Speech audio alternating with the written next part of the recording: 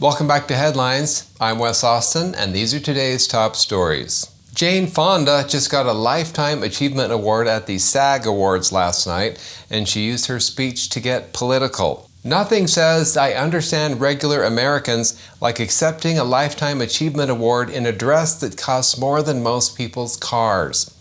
Then, Congresswoman Ilhan Omar had some choice words for American voters. Spoiler alert, she's not starting a fan club anytime soon. She said the dumbing of America is why Trump won again. Actually, having politicians who call voters stupid might be why Trump won again, but anyway, we do have the clip. Next up, MSNBC has finally pulled the plug on Joy Reid's show. So I guess we finally know how bad you have to be before you can get fired from MSNBC. And finally, Kamala Harris visited the LA wildfires and shared her profound observations about the fires. Kamala's report about the wildfires is basically a word salad with a side of arson. All right, let's dive in. Actress Jane Fonda accepted the SAG Lifetime Achievement Award Sunday night, where she, of course, made her speech political. Make no mistake, empathy is not weak or woke. And by the way, woke just means you give a damn about other people. And we mustn't for a moment kid ourselves about what's happening. This is big time serious, folks. So let's be brave. We must not isolate. We must stay in community. We must help the vulnerable. Fonda warned everyone not to isolate, which is ironic coming from someone who lives in a gated community with more security than Fort Knox. She also called for bravery at the SAG Awards, where the bravest thing in that entire theater was the fabric holding together some of those outfits. Apparently, Jane doesn't like President Trump's efforts to clean up the swamp and cut government waste, but that doesn't really surprise me that much. Hollywood and career bureaucrats do have a lot in common. They both think their job security should be guaranteed even if no one likes what they're doing. Ilhan Omar knows what's wrong in America. Americans are just stupid.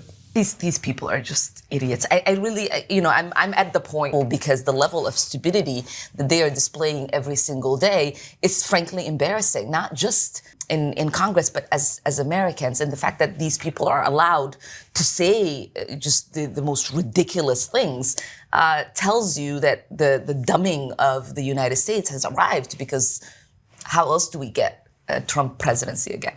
Omar says the dumbing of America has arrived. I think she meant to say dumbing down, but I don't want to be accused of having an unfair intellectual advantage. She says that Trump's comeback proves America is dumb. Well, at least Trump knows who he's married to.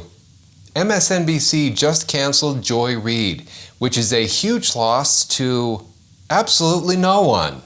Joy Reid's show on MSNBC has finally been canceled. Apparently, someone at the network finally noticed her haircut. Back in December, research revealed that Reid had lost nearly half of her viewers since the election of President Trump, and she was required to take a steep pay cut in order to keep her job. Joy Reid will be replaced by a new panel show featuring Alicia Menendez, Michael Steele, and Simone Sanders Townsend. I have no idea who any of those people are, but I do know this. Joy Reid will be missed primarily for her impeccably good judgment. I am among the fully vaccinated, joined Team Pfizer, and I did go jogging today in the park. This was the mask that I wore with a doctor's mask under it. Wearing two masks while jogging outside is like wearing a raincoat in the shower. It's not helping, and it still doesn't make it okay to pee in the shower. Joy Reid will also be missed for her love, acceptance, and tolerance for people of all races and backgrounds. Is that these are white Christians. That this is a state that is overrepresented by white Christians. This is a hyper-evangelical white state. They see themselves as the rightful inheritors of this country, and Trump has promised to give it back to them. In America, there's a thing about both white vigilantism and white tears, particularly male white tears. pearly white tears in general, because that's what Karens are, right? Imagine watching crime explode in Democrat-run cities and thinking, you know what's really ruining the country? People in Iowa going to church. I also respect Joy because she's never stooped to bullying or name-calling. Mr. This is where woke comes to die. Little mini Ron DeSantis, the little tiny governor of Florida, the tiny and I would say probably the most functionally racist governor in America, Ron DeSantis. You know you're out of arguments when your political analysis sounds like a fourth grader on Xbox Live. And besides that, DeSantis can't do anything about his height, but you did that to your hair on purpose. But hey, MSNBC will be just fine without her. They'll find someone new to remind their 6 remaining viewers that America is evil and Republicans eat children.